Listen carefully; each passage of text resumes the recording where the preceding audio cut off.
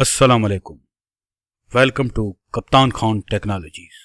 कप्तान खान टेक्नोलॉजीज़ में खुशामदीद। सबसे पहले सवाल पैदा होता है कि how to measure temperature in industry, कि हम इंडस्ट्री में टेम्परेचर को किस तरह मेजर करते हैं। We can measure temperature with RTD, thermocouple and temperature gauge in industry, कि हम टेम्परेचर को RTD, थर्मोकपल और टेम्परेचर गेज के ज़रिए मेजर करते हैं। RTD मुखफ़फ़ है रेजिस्टेंट टेम्परेचर डिटेक्टर का। इसके बाद सवाल पैदा होता है कि what is RTD and how it work, कि RTD क्या है और ये कैसे काम करता है। जैसे आपको पहले बता चुका हूँ कि RTD है रेजिस्टेंट टेम्परेचर डिटेक्टर। और अब ये काम कैसे करता है, हमें मालूम है कि कोई भी मेटल, कोई भी मटेरियल हो तो अपने अंदर एटम रखता है, और एटम हर वक्त थोड़ा बहुत वाइब्रेट करते रहते हैं, और इसकी जो वो वाइब्रेशन है वो डायरेक्टली प्रोपोर्शनल है हीट के, कि हम जितनी ज़्यादा हीट देंगे इसके अंदर के एटम उतने ज़्यादा वाइब्रेट करेंगे, तो उतनी ही करंट के रास्ते में मज़ाहमत पैदा होगी बनिस्बत कम टेम्परेचर के। इसके अलावा ये व्हीटस्टोन ब्रिज के असूल पे काम करता है। व्हीटस्टोन ब्रिज में जब आपको कोई 3 रेजिस्टेंस मालूम हो तो चौथी आप उसके एक फार्मूला है, उसके ज़रिए आप मालूम कर सकते हैं। तो व्हीटस्टोन ब्रिज एक लंबा टॉपिक है, वो अलहदा से एक वीडियो बनाएंगे। RTD 2 वायर, 3 वायर और 4 वायर होते हैं, जैसा कि आप डायग्राम में भी देख सकते हैं। जो 2 वायर RTD हैं वो बहुत कम इस्तेमाल होते हैं, क्योंकि हमारा जो RTD है वो किसी भी जगह पे, ऐसी जगह पे लगा होता है जहाँ हमें टेम्परेचर मेजर करना होता है। और इसका व्हीटस्टोन ब्रिज काफ़ी फासले पे होता है, कितने मीटर दूर होता है ये मालूम नहीं, 200 मीटर भी हो सकता है, 100 मीटर भी हो सकता है। तो इसकी वजह से जो हमारी केबल के अंदर की रेजिस्टेंस है वो भी शामिल हो जाती है RTD की रेजिस्टेंस में। तो इस तरह हमारे जो कैलकुलेशन है उसमें गलती आ सकती है। इसलिए हम जो 2 वायर RTD हैं वो बहुत कम इस्तेमाल करते हैं, और जो 3 वायर और 4 वायर हैं इसमें एक अलग से वायर देते हैं, जिससे हमारी जो रेजिस्टेंस है वो वायर की जो रेजिस्टेंस है वो कैंसिलेशन हो जाती है उसकी। इसको हम रेजिस्टेंस कंपनसेशन बोलते हैं। और ये इंटरव्यू में बहुत ज़्यादा पूछे जाने वाला क्वेश्चन है। इसके बाद नंबर आ जाता है इसकी कंस्ट्रक्शन का, कि ये बना कैसे होता है।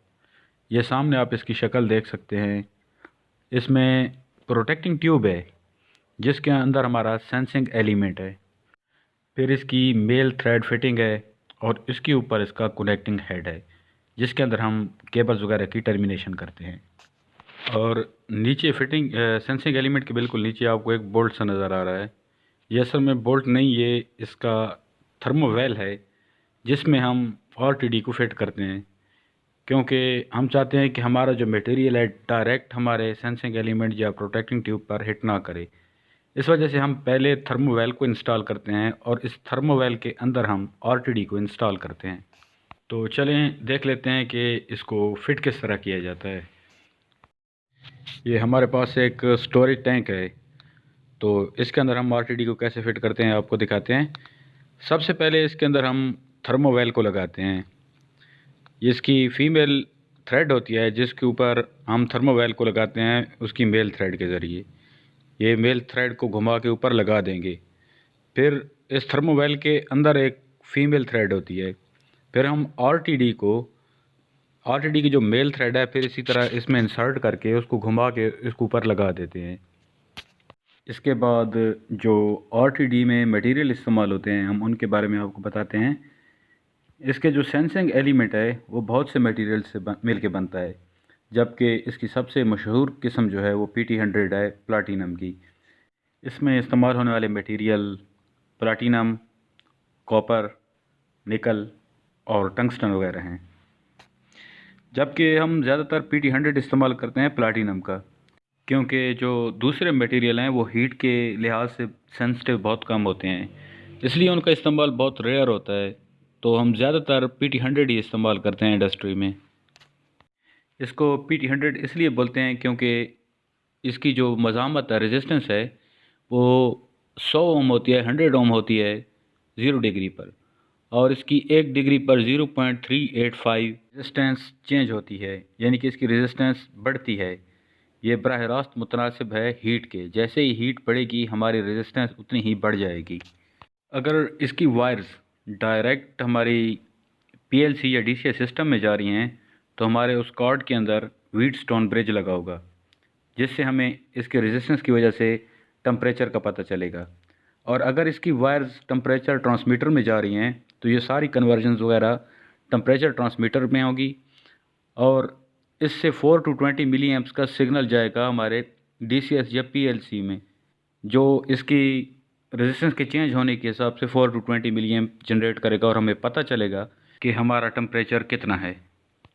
ये आपके सामने आरटीडी का टर्मिनल बॉक्स है, और आरटीडी से किस तरह वायर्स आकर कहाँ कहाँ लगती हैं और इसकी पावर सप्लाई कहाँ लगती है, ये आप सामने देख सकते हैं कि आरटीडी से 3 वायर निकल के आ रही हैं जो इसके 3 टर्मिनल पर लग रही हैं। जो इसकी पिंक वायर है वो पॉजिटिव है, वो 1 नंबर पे लग रही है, और इसकी 2 जो वाइट वाली हैं वो नेगेटिव केबल्स हैं जो आके 2 और 3 पर लग रही हैं। इसके अलावा ऊपर इसके 24 वोल्ट सप्लाई दी गई है, रेड पॉजिटिव है और ब्लैक नेगेटिव। इसके बाद देखते हैं कि आरटीडी को हम चेक कैसे करते हैं मल्टीमीटर के साथ। सबसे पहले हमने मल्टीमीटर को सेलेक्ट करना है रेजिस्टेंस पे। ये आप 200 पे भी कर सकते हैं, 2000 पे भी कर सकते हैं।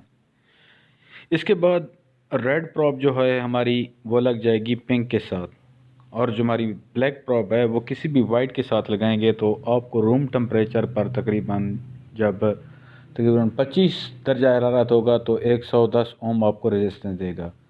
ये आपको हम कन्वर्शन भी बता देते हैं। जैसा कि पहले आपको बताया गया है कि 0 डिग्री टेम्परेचर होता है जब, तो हमारा PT100 की जो रेजिस्टेंस है वो 100 ओम होती है, और इसकी जो चेंजेस है 1 डिग्री पे 0.385 होती है। तो इसका फार्मूला है C is equal to R resistance minus 100 और 0.385।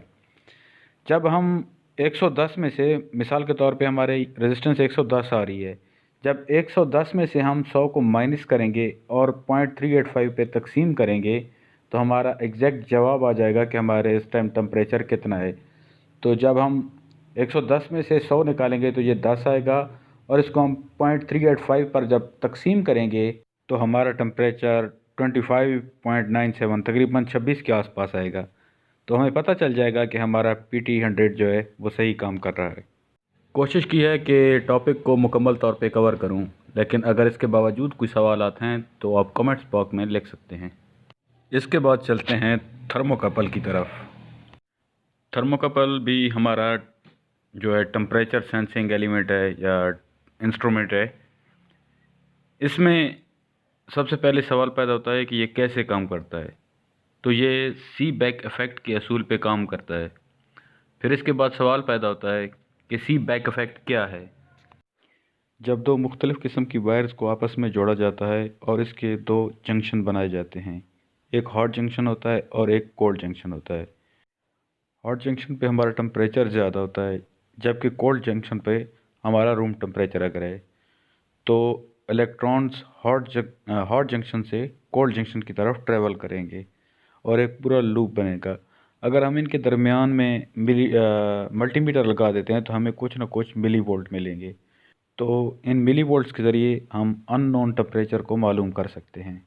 यानी कि सी बैक इफ़ेक्ट है, जो उसमें हम 2 मुख्तलिफ़ किस्म की धाती तारों को आपस में मिलाकर 2 मुख्तलिफ़ टेम्परेचर पर रखते हैं तो इसमें मिली वोल्ट जनरेट होते हैं या इलेक्ट्रिसिटी जनरेट होती है। इसको हम सी बैक इफ़ेक्ट कहते हैं। इसके अलावा थर्मोकपल मुख्तलिफ़ इक़साम के होते हैं, जे टाइप, के टाइप, ई टाइप, टी टाइप, जो कि मुख्तलिफ़ मटेरियल से मिलके बनते हैं और मुख्तलिफ़ रेंजेस के लिए होते हैं। ये इनका टेबल आपके सामने है कि कौन से टाइप का थर्मोकपल किस मटेरियल से बनता है और उसकी टेम्परेचर रेंज क्या है। बाकी थर्मोकपल और आरटीडी की कंस्ट्रक्शन तकरीबन एक ही जैसी है, सिर्फ इसके सेंसिंग एलिमेंट के जो कंस्ट्रक्शन है उसमें फ़र्क है। आरटीडी के जो सेंसिंग एलिमेंट है उसमें रेजिस्टेंस लगाई जाती है, जबकि थर्मोकपल के सेंसिंग एलिमेंट में 2 मुख्तलिफ़ किस्म की धाती वायर्स को जोड़ा जाता है। इससे मिलीवोल्ट जनरेट करके हम टेम्परेचर मालूम कर सकते हैं। बाकी थर्मोकपल की जो इंस्टॉलेशन है वो सेम आरटीडी की तरह है। जिस तरह उसमें हम पहले थर्मोवेल लगाते हैं और सेम आरटीडी की मेथड की तरह हम इसमें थर्मोकपल लगा देते हैं। ये सिर्फ 2 वायर ही होता है। इसके बाद जो हमारा अगला टॉपिक है वो है टेम्परेचर गेजेस के बारे में, लेकिन वीडियो बहुत लंबी हो रही है, तो टेम्परेचर गेजेस के बारे में एक अलग सी वीडियो बनाएंगे। शुक्रिया।